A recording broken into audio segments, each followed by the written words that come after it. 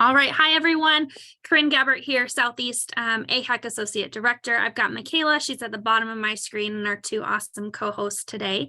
The only reminder we have before we get started is to get hours submitted. We have a quarterly report due at the end of the month. So if you would get those in before the 1st of December or over Christmas break, we'll send out another email in winter or December for our winter newsletter with some extra reminders and some changes with the program that are super minor.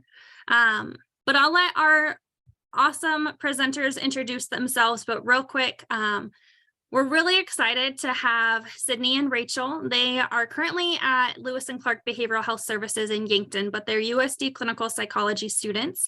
We wanted to bring a different perspective to our scholar session this month and have a student perspective, but also a professional perspective and some of the things that they're seeing within their field and their study and their treatment of other professionals. So I will let them get started and share more about themselves and what they're learning and sharing and talking about, because I'm certainly not the expert, but we're excited to talk about resiliency and burnout, professionalism, whatever else our lovely presenters today have to share. So Rachel and Sydney, I will turn it over to you. Okay, sounds good. You can share this.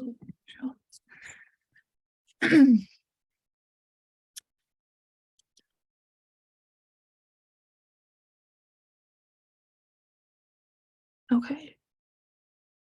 But do you want me to start or do you want us to? So I'm just waiting for this screen to load. Is it going? Yes. Okay. Mine still says it's loading. Yeah, I was gonna say it's not. Yeah. I have it like downloaded if you need me to. Let me. And Rachel, I don't know if there's a way if you just want to like hide the menu on the left-hand side instead of doing like like how the bottom left corner, there's that caret. Nope, just to your right there. Okay, yep. That might So if you want to, better. yeah, that would work. Yeah, because it said that it was stop sharing when I presenter view. So it's Google Docs. They just don't like us. All right, go ahead, ladies. Thank you. Okay. So my name is Sydney and I'm here with Rachel. And as was said, we are both clinical psychology students at the University of South Dakota. And we are now actually PhD candidates, which is exciting. And we know a whole lot about burnout from personal experience, but also what we've learned from like our profession, because it is a big piece of what we learn as our professionals too. And so we wanted to talk to you about what burnout was and how you can be resilient against burnout and what it means for everyone as in the helping profession. So Rachel, you can move it to the next slide. Maybe I can. There we go. Okay, so do you want me to, I can do the outline. You can do it. No, I'll do it. Okay, being assertive. So we're just going to broadly introduce burnout and like what that means for professionals. We also want to introduce how burnout happens, because that's really important to be aware of. And so recognizing the signs of burnout, how you address burnout. So what can you do as a professional to prevent or minimize the effects of burnout? And then how can we minimize it in the future, are some of the things we're going to touch on today. So now, Rachel, you can have the floor. Okay. So first, just to kind of give you a background on what burnout is, this is really the emotional, physical, as well as mental or psychological exhaustion that is caused by excessive, prolonged stress. It occurs when you feel really overwhelmed, emotionally drained. Maybe you aren't really able to meet the constant demands of whatever job you're doing. And so that can really lead to the stress and exhaustion that we see when we are burnt out. And we see this a lot with those in the helper, who are helpers or in the helping field, because you are frequently exposed to pain and stress of others. And when that happens frequently and really across time, we end up seeing that those helper professionals take on that stress themselves and the pain.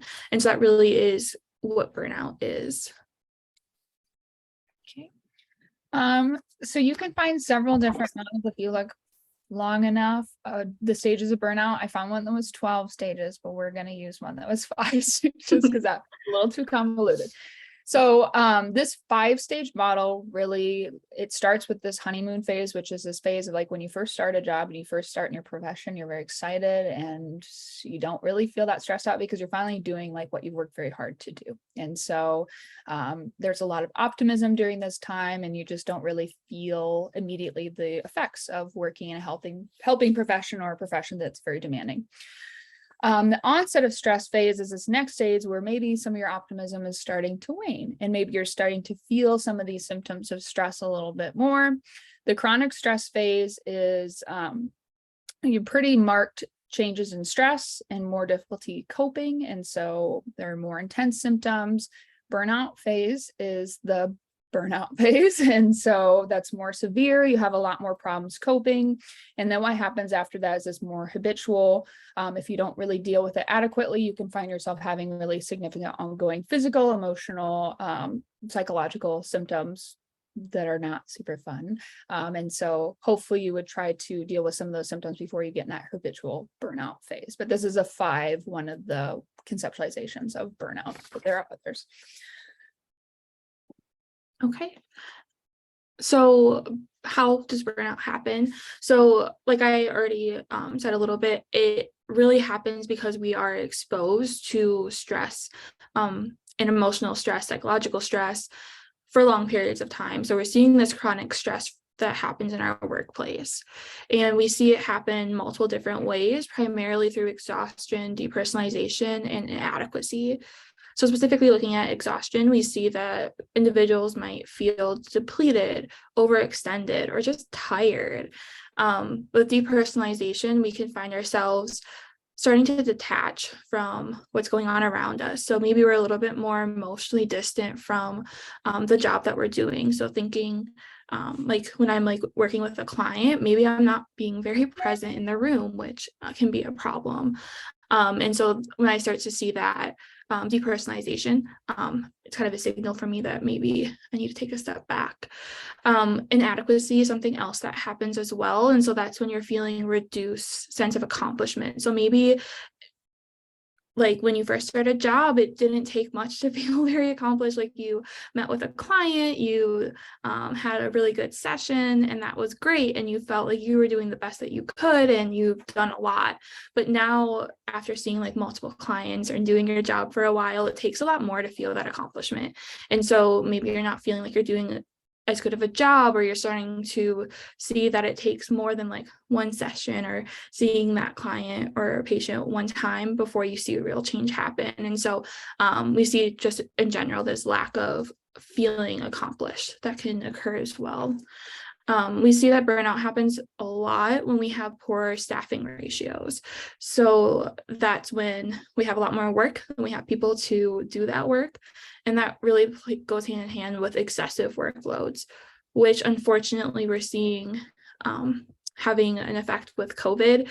And over the last couple of years, having more patients come into the hospital, more patients being sick, more patients, at least like for Sydney and I, that want therapy, that are struggling with their mental health, and just having like wait list after like people on this wait list and not being able to work with them. And so that can be really overwhelming and stressful as well. We see that there's lack of I'm sorry, no, my dog's squeaking her toy. We see that there's a lack of communication between professionals as well. And that really comes in twofold. Like one is that we need structure. Structure is really helpful for us, especially when we're really stressed. And so when we're not, if our superiors, our supervisors aren't communicating with us very effectively, if we're not exactly sure what we need to be doing or what jobs need to be done, that can be stressful in itself. But also when we're not communicating with our peers, that can also make us feel a little bit more isolated. And so that's a problem as well. And then similarly to the communication is that lack of organizational leadership. So again, we need structure, we thrive in structure. And so when things are a little bit more chaotic, or you're not exactly sure what you're supposed to be doing next, that can quickly lend itself to feeling a little bit more burnt out than normal. So you're probably curious about who experiences burnout. Really in any career you can. And so some of these statistics or facts were kind of surprising to me when we looked them up, but So it's been estimated that 2/3 of full-time workers at some point in their career will experience burnout. That probably sounds really scary to hear, but one good thing about burnout is once you experience it, doesn't mean that you're going to experience that forever for the rest of your career. Things really ebb and flow. And so you're not like, oh, I'm just going to be burned out forever. There are ways to deal with that and things that you can do, but it is also important to be mindful that at some point in your career, you could experience burnout, and it's important to be knowledgeable about that. Not surprisingly, rates of burnout increased pretty significantly during COVID-19 because everyone was working at the max capacity, especially in helping professions. Nurses, medical professionals, first responders were just working to the capacity they probably never thought they would have to work. And so burnout was very, very significant, and is still, where I think we're still feeling the effects of that to this day, and might for quite some time. Rates are particularly high among helping professionals. I think medical doctors, like pretty consistently, they have some of the highest burnout rates. Nurses, social workers, first responders, psychologists are people that tend to experience burnout at some point because they do a lot of that helping, seeing people be hurt, hearing about really difficult things, and that takes its toll. I was kind of surprised by some of these next couple of facts. So I did learn that women are more likely to experience burnout than men, only by like a 2%. So it's not huge, but they do experience more burnout. And parents with young children are more at risk for feeling burnout because you're at a full-time job and then you go home to another full-time job or several full-time jobs at home. And so you don't ever really get a break as a parent, we can just be honest. And so, especially with young children. And so burnout rates are like, parents with particularly young children are more at risk of burnout because they're just working all the time. And then income can have an impact on burnout too, which is important to know. And so I read that individuals making kind of mid-level incomes from like $30,000 to $60,000 is what they estimate are more likely to experience burnout. And this is particularly pertinent to like careers. I tend to think of teachers because we all know that teachers work all the time, and they do a lot more than like they signed up to do, and they a lot of times have to like spend their own money and their own time doing things, and sometimes have to have several jobs. And so it is important to be paid at a level that you think you should be paid, and not work in excess and not receive payment for that. That really does take its toll on people. We like rewards as humans. We like to be paid for the work that we put in. And so people that work harder and they don't like get the compensation they should, that it does contribute to burnout. And so we see mid-level income individuals experiencing burnout quite a bit.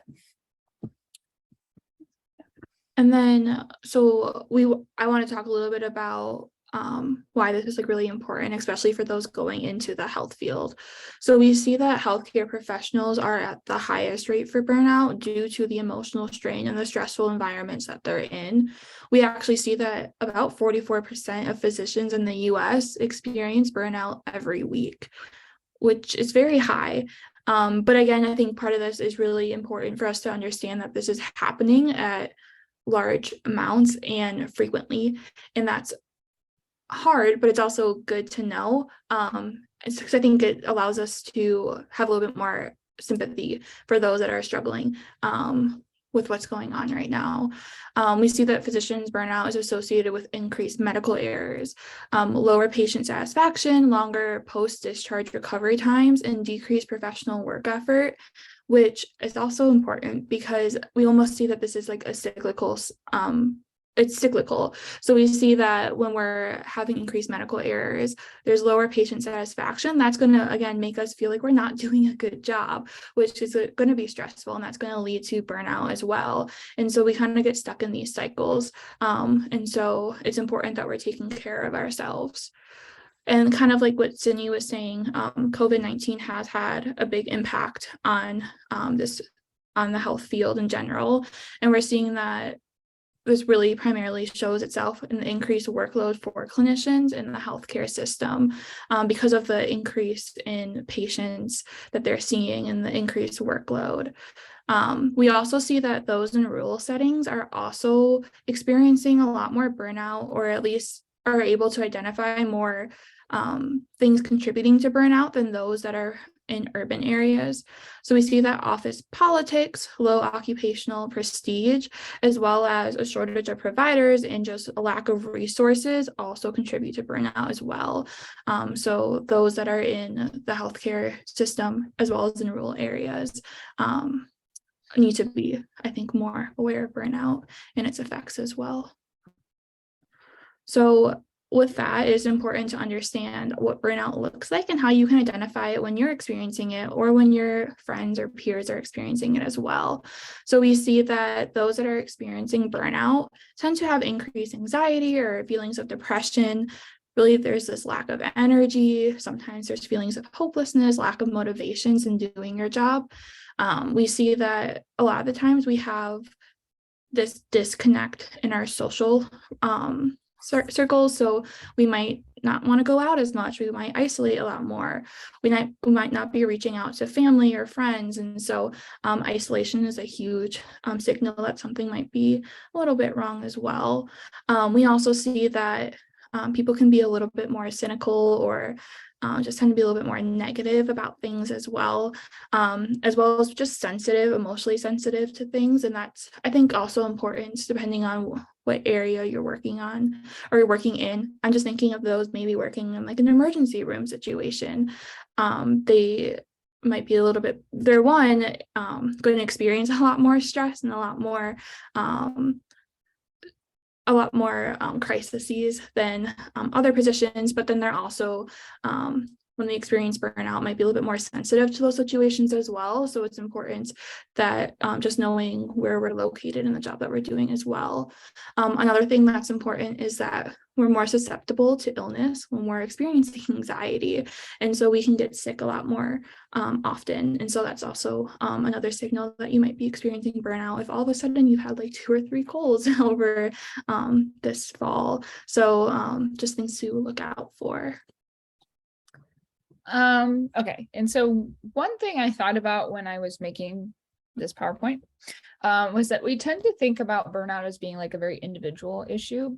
But one thing that people aren't quite ready to talk about, but is a thing, is that burnout is sometimes a systemic workplace problem, meaning that there's a lot of different like external factors that also contribute to burnout in our society currently. And so one of the big things, well, just to start, is there's like very much an attitude in our society that we need to work and work and work and work and work, and that we need to like earn vacation and earn mental health days, or just like earn these things.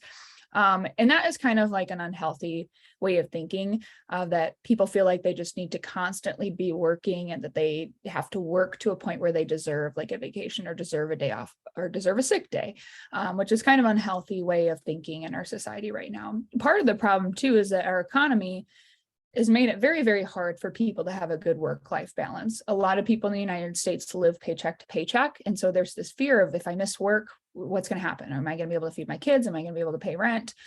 Which is scary. And so a lot of people live in a situation where they don't have a great work-life balance out of fear of like, am I going to make ends meet? Which is could be better in our society.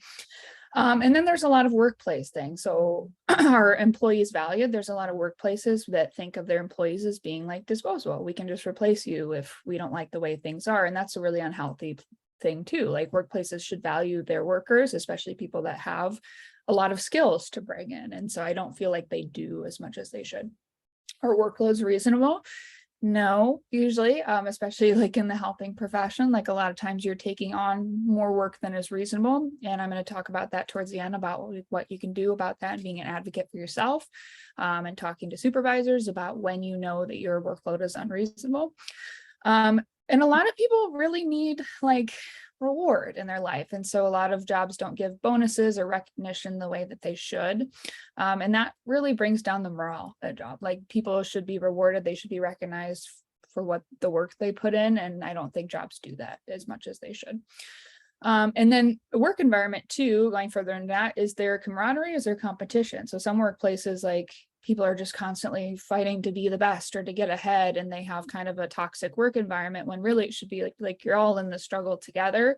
And so using each other's expertise, going to each other for consultation. Like that should be more of a healthy approach, but some places have more of that competition driven attitude.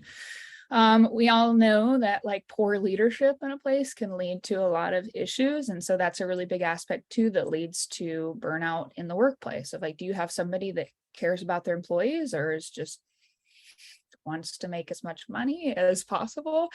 And so those are really important contributors too. Like you can always tell the difference in people that feel like they have a really good boss or supervisor versus those that don't feel like they do. And then inefficient workplace processes. And so we just know that there are some jobs that like things aren't as efficient as they should be. And that also contributes to like not great workload balance. And so these are all kind of things in this systemic problem that aren't so much an individual problem, but rather like a workplace issue. So.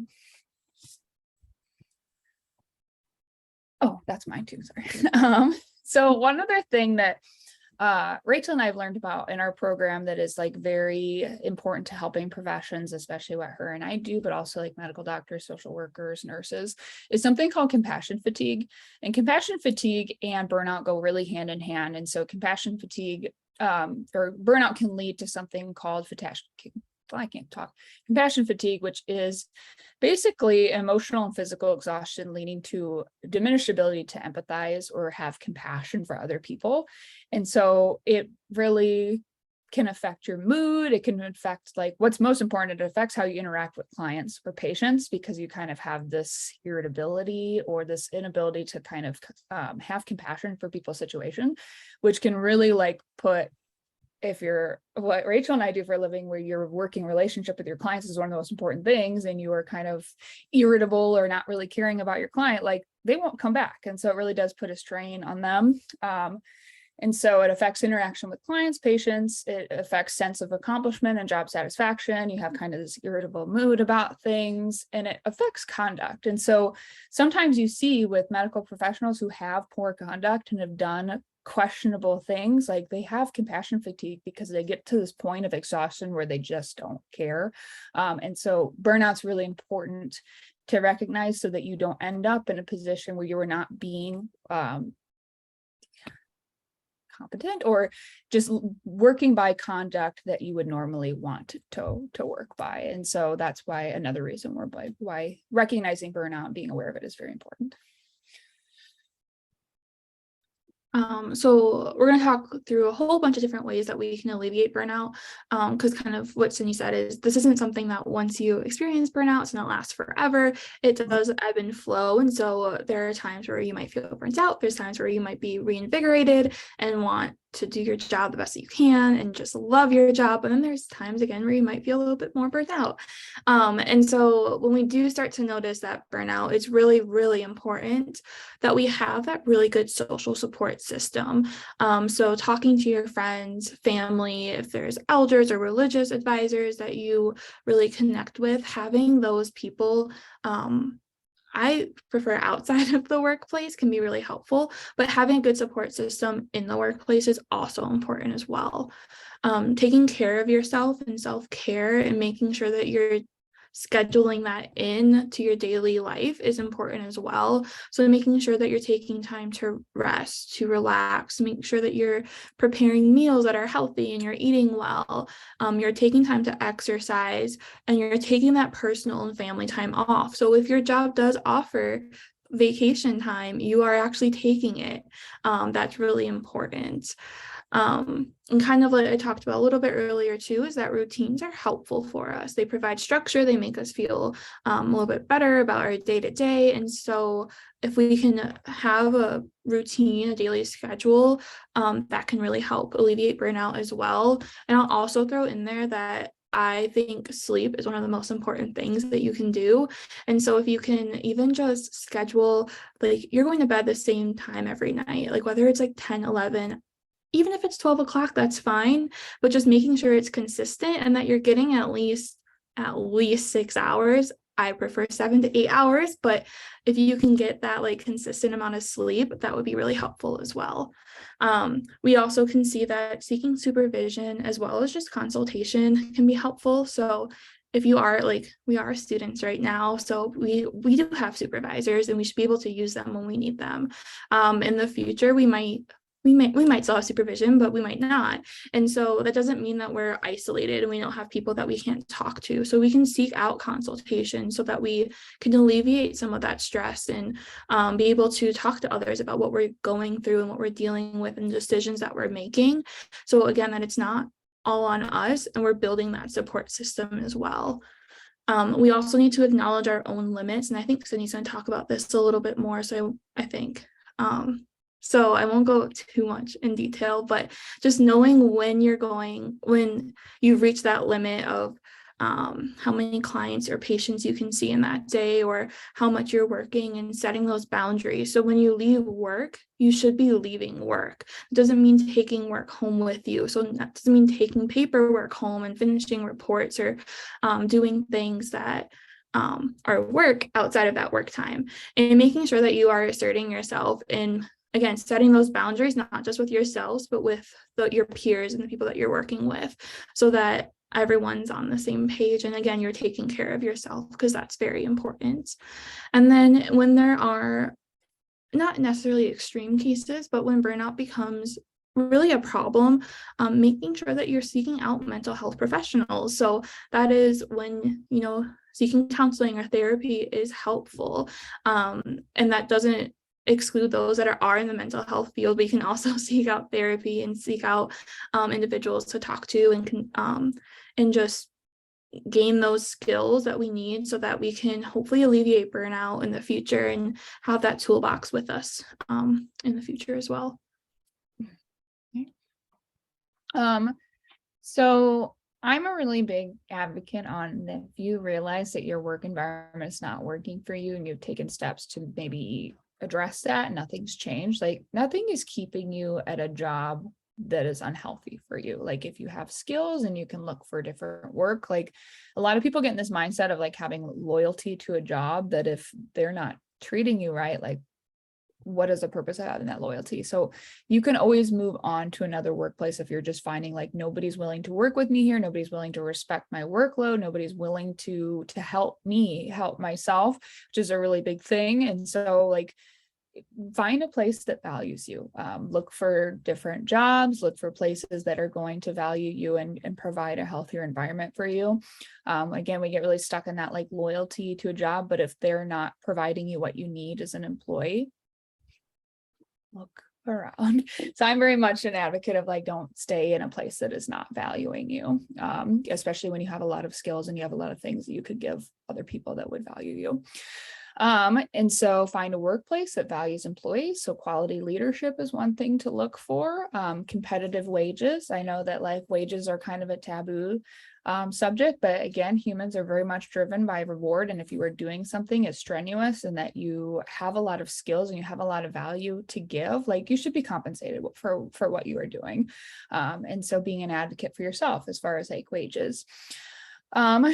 Caring work environment. So you want to look for camaraderie of people that like want to work with you. And in a lot of professions like that just really builds up a workplace. If you can work with people that have other skills or have other things to offer you, like that just really builds the value of a workplace too.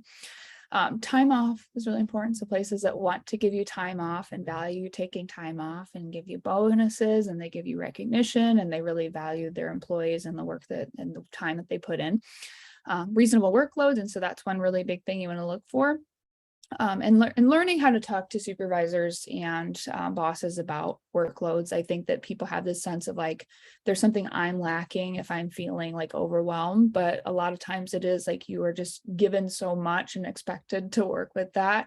So it's not really a personal deficit, it's a workplace problem. And so looking for places that will provide a reasonable workload to employees or are willing to listen if somebody is struggling. And then hopefully places can offer things, like a lot of places are starting to offer like training for burnout and different resources to employees, at least in the mental health profession, hopefully in other professions as well, because that really is important to like let employees know like, hey, we know this is a thing and we're here and we're listening and these are some resources. Is a really big like green flag of a place. And another thing to consider, like, which is a little scary to consider, but is still like reasonable, is like, sometimes if you are in an environment that you know is people seem happy in, and there's still something missing, like a dissonance of like, I'm doing what I thought I love and I'm still not quite enjoying it, like do a lot of self-reflection, because career changes are a scary topic because nobody wants to think like, I just spent this time and I went to the wrong thing, but people do it. And so sometimes part of the problem of burnout is like, you thought you really loved something, or you were maybe pressured to do something that like a lot of other people love, and it's just not for you, and that's totally okay. And nobody really wants to begin to think about a career change, but plenty of people have done it and they've been successful in doing that. And so if you really are finding yourself like, I'm just not loving this thing I thought I was going to love, like that's perfectly okay. And that there are other opportunities out there. Or another thing too, I think about my mom a lot with this, because my mom is a registered nurse and she has been for quite some time. And recently, the last couple of years, she found herself being burnout. And I know she loves what she does. And so finding ways to be like lucrative and in your own field is really important. And so one of the things she did the last couple of years was went travel nursing. And so she got to see a bunch of new places. She got to go to new places. She got a lot of new training opportunities, got to meet new people, and she loved it. She did it for several years. She's taking a little break right now, but she's going to do it again. And so that's a way to think like, I love what I do, but something's not working right now. And so finding ways to be lucrative and make some changes in your career is really great too, because that just like kind of restored her faith in nursing and she loved doing it. And so that is an example of like finding things of maybe not switching your career, but finding ways to be like flexible and see what is available within your career, I think is really important. So being creative. Okay, sorry, Rachel, you can go on. And then some like things that people can do to help, and Rachel might have talked about some of these, or some activities and techniques. Mindfulness is really a popular thing right now, which is great because we teach mindfulness, but it's very like lots of people want to talk about it, which is wonderful, which means there's a lot of accessible like resources online, which is one good thing about that. And so you can find like mindfulness skills on YouTube, like somebody will read a prompt to you for a mindfulness activity. I actually bring that into therapy room sometimes because these people on YouTube have better voices than me that are more relaxing. Or you can find prompts just online. You can find lots of different like activities for doing mindfulness and relaxation. Things like progressive muscle relaxation are also very accessible and really good resources. Self-care is a really important thing, and that looks very different for every person. I've had clients that will always come to me sometimes and be like, I did this thing over the weekend. Was that self-care? And I'm like, was it a healthy thing? Did you feel good about it? Did you feel relaxed? And if you did, it was self-care in a way. And that looks different for different people.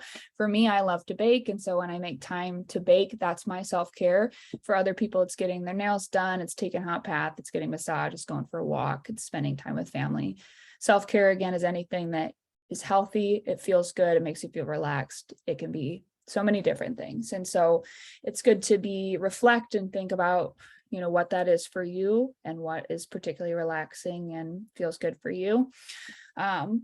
Sleep, as Rachel mentioned, is something that gets away from us sometimes. So that's really, really important. Like you're not the best you if you're not sleeping at night to at least 6 hours. One thing I found to be really helpful was like my Apple Watch does sleep stuff, and it's like really rewarding in the morning when it tells me like how well I slept last night, if I got over 8 hours or less than 8 hours. And so like that seems kind of silly, but it's really been an important thing to me to see, like monitor my own sleeping and see that I've been getting better sleep. And then I feel better throughout the day. Exercise, so doing things to take care of your body, making time for, even if it's just a walk in the morning or the evening, something as little as that, moving your body. If you're a nurse or someone that's on your feet all day, maybe minimal exercise, because I feel like they're on their feet a lot, but it's still outside of the work environment, still good for you to move your body. Socialize, again, I think Rachel mentioned this, but find a positive social support system. It's really good for you to have at least one friend in your work environment that you can turn to, you can confide in. Rachel's my one friend in grad school. She's stuck with me. But it really is important to have one person that you feel like you can talk to or vent to, or just kind of debrief about the day. But it's also equally as important to have people outside where you don't talk about work. And so an example, I feel like I talk about grad school all the time with my friends here, and I went to Chicago with a really good friend this past weekend, and she wanted a brief update about grad school. She gave me a brief update about work, and we didn't talk about work or grad school the rest of the weekend. And that was like therapeutic in itself to just, okay, brief update. We're not talking about that. We're having fun. And so it's really good to have people outside of your work where you just don't talk about work. You talk about everything but work. And then avoiding unhealthy behaviors. So things like substance use, unhealthy behaviors are easy to fall into when you're really stressed out and you feel like you don't know what to do. Unfortunately about those, they usually lead into other bad behaviors and less taking care of yourself. And so it's really good to avoid those things. That's not to say you can't go out on a Friday night and have a couple of drinks with your friends. So everything in moderation is good. And then learn to compartmentalize. This is something that I've gotten really good at, and that is a skill to learn of like, this is this idea that I work 8 to 5 or 8 to 4, whatever. And once I walk out that door, work is back there and I'm going to go home to my environment that has nothing to do with work. And so for me, like my office at school is my workplace and home is my home. And I try to the best of my ability to not work at home. That's not always possible. One thing that I know really threw people off that were good at that was during COVID when home became the workplace. And so that I think really stressed a lot of people out, that there was like no compartmentalization of home and work anymore. And then you threw having the kids home all the time on top of that. It was just a lot for people. And so you have to be kind of creative. And so maybe you create like a little in-home office, and when you're in that room, that's the work room. And when you step outside that room, the rest of the house is the house. And so I do think it's really helpful for people to have a specific workplace to help with that compartmentalization. But I know that's gotten harder with COVID and working from home. But you got to be creative because you have to be able to compartmentalize work and home and build that skill in. So those are some ways to alleviate burnout. I don't know if we have another slide. We might. We do. Oh. So this is just, I want to talk about how we can minimize burnout for the future, because we all might be students right now, but eventually we're going to be taking over the places we're working at. And so we're going to be moving up and hopefully being in positions of power. And so just knowing that there are things that we can do to help make the organization, make the business that we're working in better.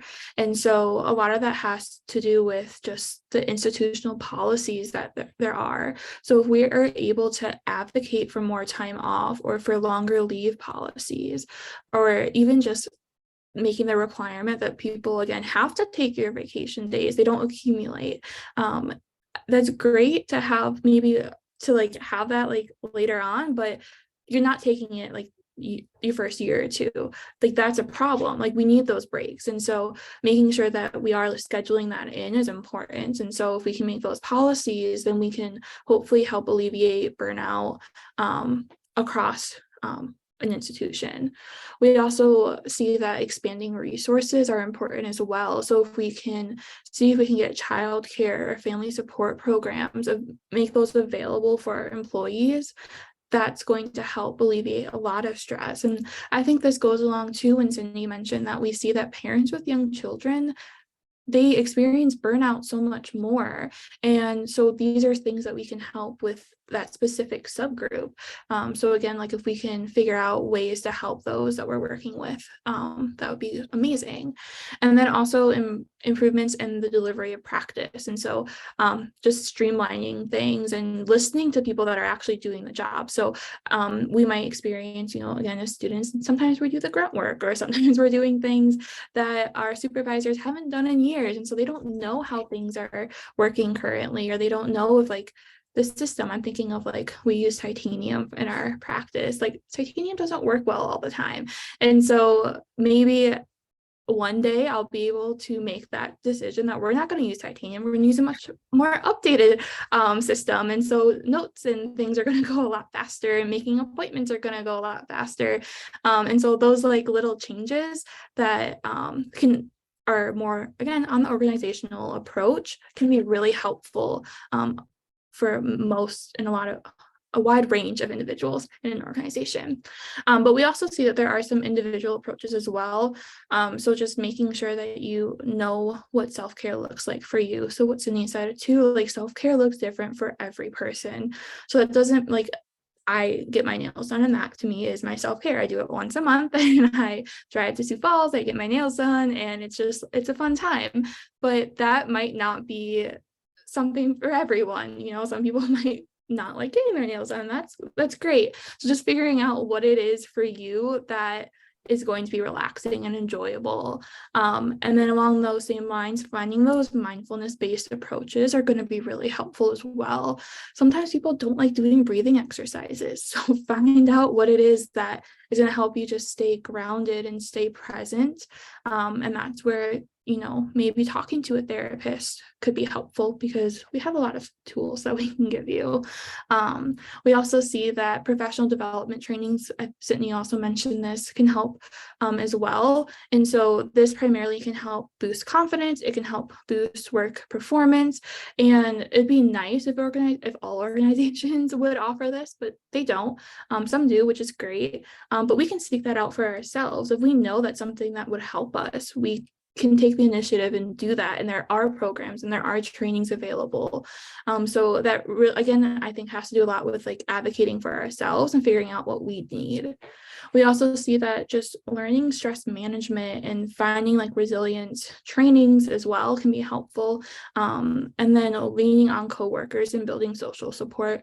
I think we minimize, I don't know if we do, I feel like in general, people do minimize the effect that having friends and people to talk to, how much we rely on that, and we need that. We are social beings. We need that as humans.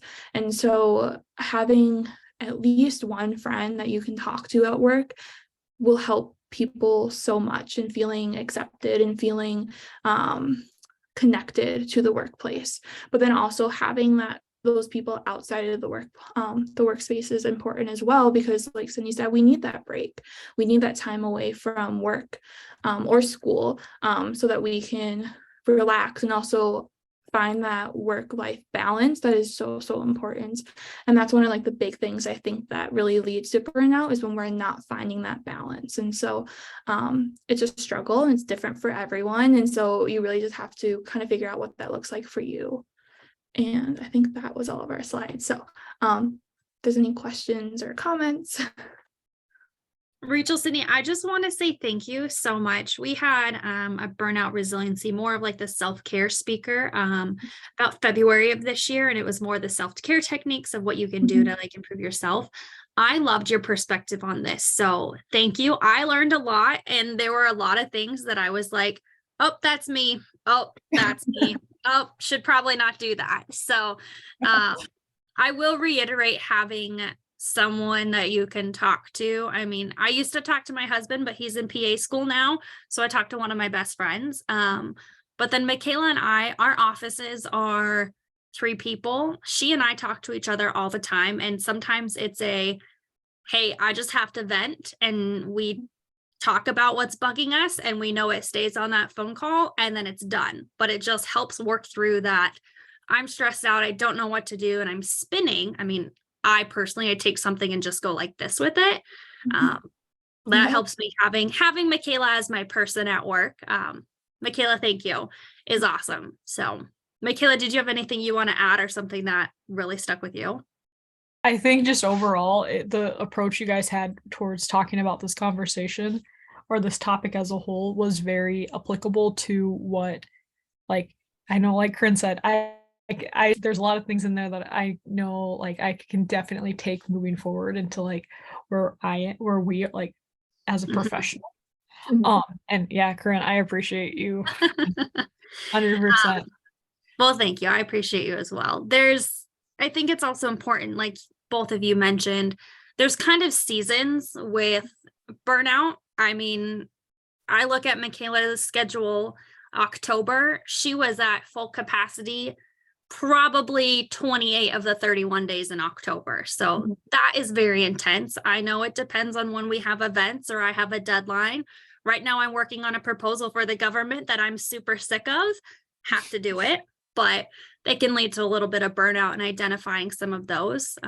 Sometimes you have to take a step back and say, I need half hour off of this, or I just need to walk away and go get a drink, that's really important too. So don't be afraid to step back. For all of you listening, if you need to ask for help, I think that's something, whether it's, hey, can you review this? Or, hey, can I just talk through this situation with you? Or, hey, I'm really struggling, I need to go seek some professional help. Totally acceptable. And I think it's encouraged now. And I think the mental health field isn't as stigmatized as it was, especially now in the workforce and in the helping careers. So don't be afraid to reach out and ask for help if you do need it, as little or as big as you may feel it may be. So does anybody on currently have any questions? And if anybody's watching, feel free to shoot me an email. I'd be happy to get you in touch with Rachel and Sydney as well. Okay. Well, we'll end a little bit early then. Sydney, Rachel, again, thank you so much. Congratulations on your candidacy for PhD. That's so exciting. You're almost there. And I'll be in touch over this next week or so if any questions arise, and we'll just kind of check in, let you know how it goes. Okay, sounds good. Thanks for having us. You're so welcome. Thank you for joining us. We'll see you guys soon. Bye.